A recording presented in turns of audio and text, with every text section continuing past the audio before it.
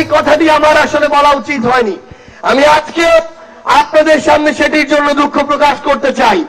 এনসিপির কোনো কার্যক্রমকে আমরা সাপোর্ট দিব না এবং কার্যক্রম আমরা পরিচালনা করতে দিব না।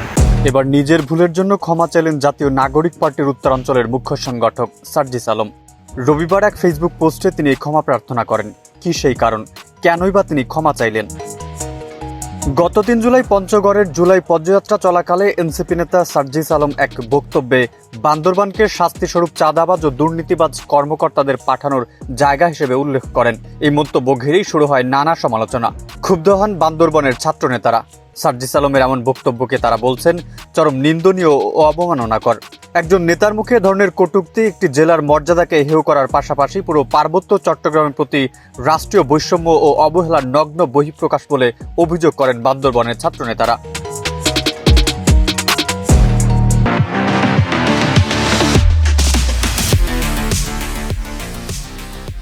সার্জিস আলমের বিরুদ্ধে পার্বত্য অঞ্চলের প্রতি চরম অবমাননার অভিযোগ তুলে জেলাটির ছাত্র নেতারা বলেন, সার্জিস ক্ষমা না চাওয়া পর্যন্ত বান্দরবনে তার উপস্থিতি ও এনসিপির সব কার্যক্রম সম্পূর্ণভাবে অবাঞ্ছিত ঘোষণা করা হলো। 20 জুলাই দুপুরে বান্দরবন প্রেস ক্লাবে ছাত্র সমাজের ব্যানারে এক সংবাদ সম্মেলনে ঘোষণা দেন বান্দরবনের ছাত্র নেতারা। সংবাদ সম্মেলনে নেতারা জানান, এ বিষয়ে ক্ষমা চাওয়ার জন্য আমরা স্থানীয় এনসিপি নেতাদের সঙ্গে যোগাযোগ করি। তারা আমাদের আশ্বস্ত করেন 19 জুলাই বান্দরবান অনুষ্ঠিত জুলাই পদযাত্রা অনুষ্ঠানে সার্জিস জনসম্মুখে ক্ষমা চাইবেন। তখন আমরা কোনো প্রতিবাদ কর্মসূচিতে না গিয়ে শান্ত থেকেছি। তবে সার্জিস উক্ত অনুষ্ঠানে উপস্থিতি ছিলেন না এবং দলের কোনো কেন্দ্রীয় নেতা বিষয়ে একটি বাক্যও বলেননি। বরং অনুষ্ঠান শেষে আমরা মঞ্চে গিয়ে কেন্দ্রীয় নেতাদের বিষয়টি স্মরণ করালে তারা কর্ণপাত না করে অনুষ্ঠানস্থল ত্যাগ করেন। তারা আরো বলেন, ছাত্র সমাজ সার্জিসের বক্তব্যে ক্ষুব্ধ ও মর্মাহত।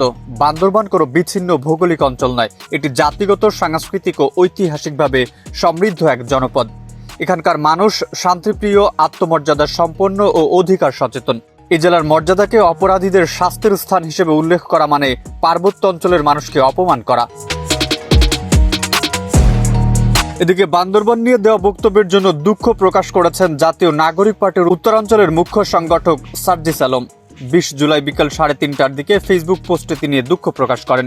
সার্জিস আলম লেখেন, সংগ্রাম, সৌন্দর্য ও সৌহার্দ্যের রাঙামাটি থেকে আমরা লড়াই করব সব জাতি গোষ্ঠীর অধিকার ও মানবিক মর্যাদা নিয়ে। জুলাই পদযাত্রা থেকে এটাই আমাদের অঙ্গীকার। পোস্টে তিনি আরো লেখেন, বান্দরবান নিয়ে কিছুদিন আগে একটি বক্তব্যে যে অনাকাঙ্ক্ষিত শব্দচয়ন হয়েছে সেটার জন্য আমি আন্তরিকভাবে দুঃখিত।